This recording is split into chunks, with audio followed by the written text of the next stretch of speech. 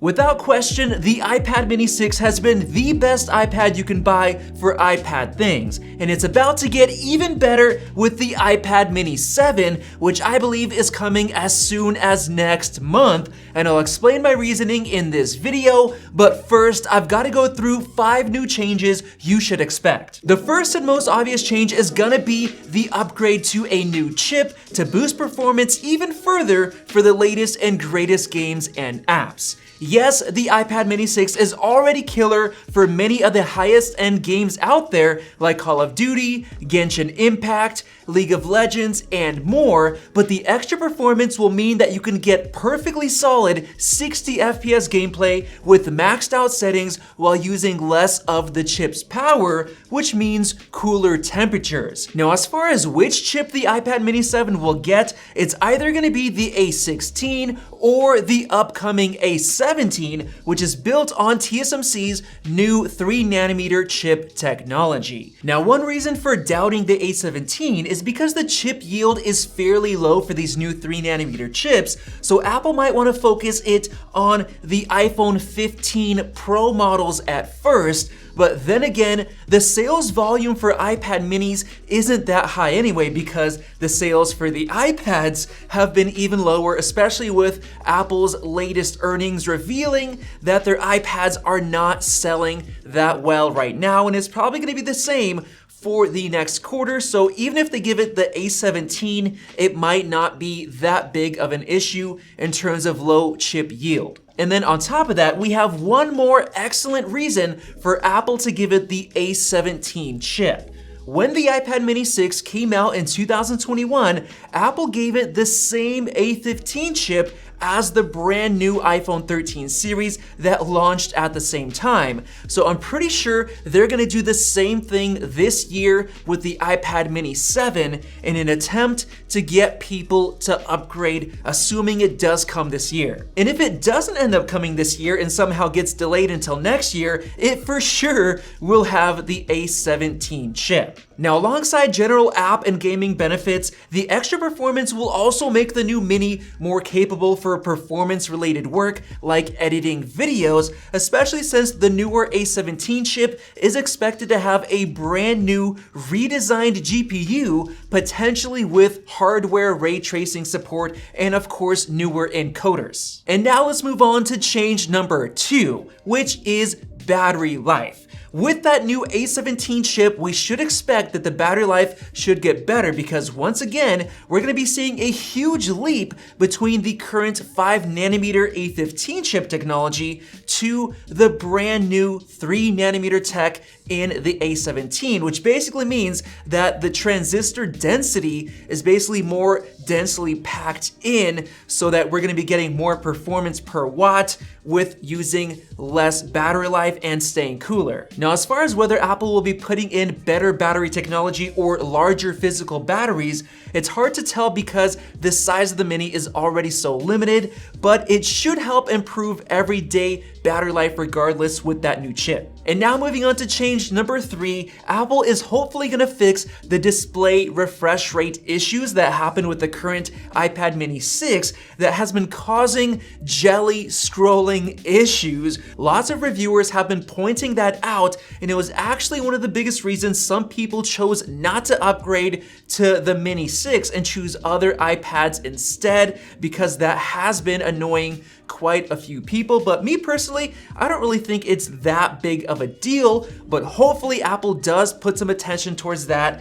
and hopefully they fix it this time around. And honestly, even with the jelly scrolling issues, everything else was just so good for reviewers, especially with that new, smaller, more compact size with the redesign, with USB-C, the Apple Pencil 2 support with wireless charging, and more. It's just been so good. But in terms of the display tech, what if Apple takes it a step further, and what if they finally add 120Hz ProMotion support? That would be incredible. Well, most likely not, because that's a huge reason why people buy the iPad Pro.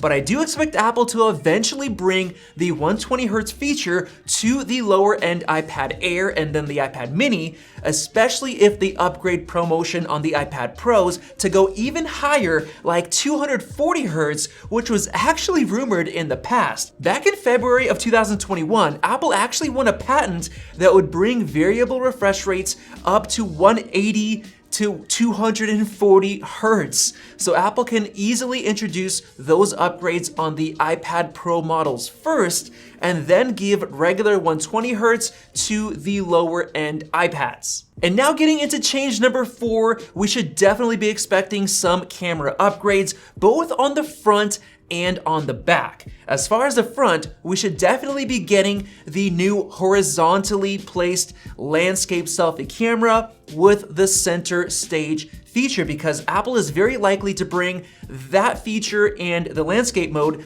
to the entire iPad lineup, especially since they decided to give it to the budget iPad first. So it makes sense to have it across the entire lineup to kind of support that new look and feature, because it looks a lot better for FaceTime video. And then as far as the rear, they're likely gonna add things like ProRes video, audio zoom, stereo audio recording, probably portrait mode and portrait lighting support, and other new camera upgrades. And now finishing off with change number 5, before I get into the release date discussions, we're likely to, of course, get updated Wi-Fi specs. For example, getting the latest Wi-Fi 6E and probably Bluetooth 5.3. And then on top of that, we could expect some new small features, like maybe the Apple Pencil hover feature that the iPad Pro just got, and maybe some other pencil related upgrades or small upgrades in other areas, like for example,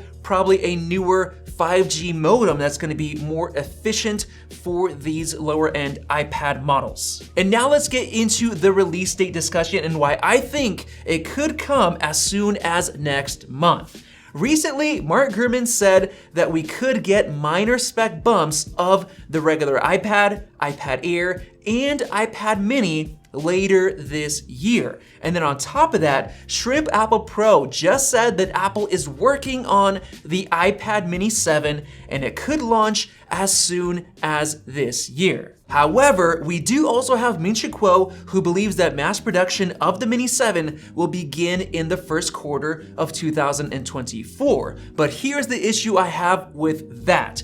The new iPad Pro models are actually rumored to be coming in the spring of 2024, which is exactly a year and a half after the recent iPad Pro. So those go in cycles of around 1.5 years. So it perfectly lines up to the spring, and those iPad models are gonna be a massive, massive upgrade. So Apple is gonna want all of the attention on the iPad Pro only during the spring. Apple usually upgrades the iPad Pros on a different timeline than the rest of the iPad lineup so that the Pros get the most attention. And since they're coming in the spring of next year, the fall is the perfect time to upgrade both the iPad Air and the iPad mini. And why? Well, because Apple has been updating the Air every 1.5 years, with the last 2 updates on a different cycle than the iPad Pros. So it makes sense to do it again this fall, since it'll be exactly a year and a half after the iPad Air 5's release. Also, the iPad Pros coming next spring are expected to come with a brand new OLED display technology.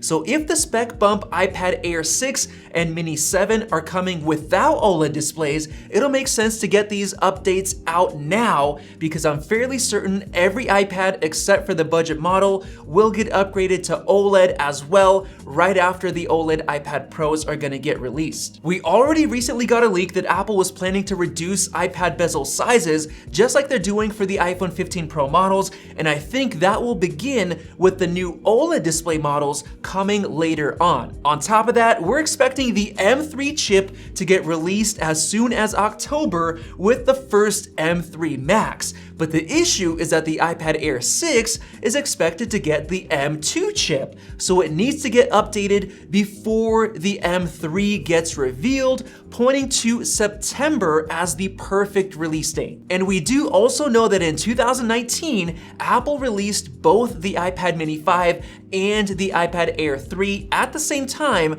so what if they're planning on doing it again this September? I think it makes total sense and matches all of the leaks that we're having right now. So there you guys go, those were 5 new changes and my thoughts on the release date for the iPad mini 7. Hopefully you enjoyed this video, and if you did, let me know down in the comment section below and subscribe up there, and definitely check out one of those 2 videos right over there. Thanks for watching, and we'll see you in the next video.